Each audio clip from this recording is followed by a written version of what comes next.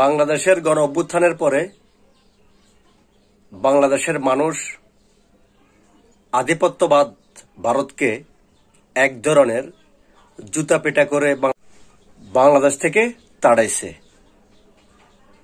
এখন আবার সেই ভারতের ভয়ে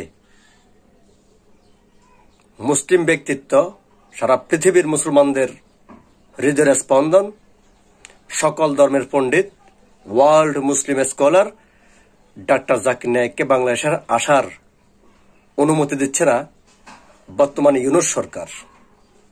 এটা অত্যন্ত দুঃখজনক বিষয়।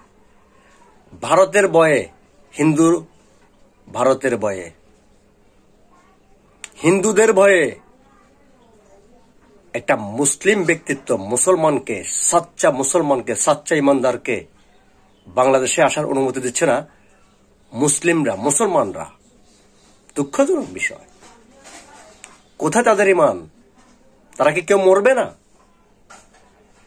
তারা হিন্দুকে ভয় করে, খ্রিস্টানকে ভয় করে, ইহুদিকে ভয় করে, বৌদ্ধকে ভয় করে, মগ, চাকমা, তিরফাকে ভয় করে, আল্লাহকে ভয় করে না।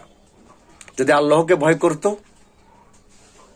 তাহলে ডক্টর জাকির নায়েককে বাংলাদেশে আসার অনুমতি দিত। যারা ওয়ার্ল্ড মুসলিম স্কলার ডক্টর জাকির নায়েককে বাংলাদেশে আসার অনুমতি দিচ্ছে না, আমি তাদেরকে ধিক্কার জানাচ্ছি এবং এহেন সিদ্ধান্তের তীব্র নিন্দা এবং প্রতিবাদ জানাচ্ছি। আল্লাহ হাফেজ।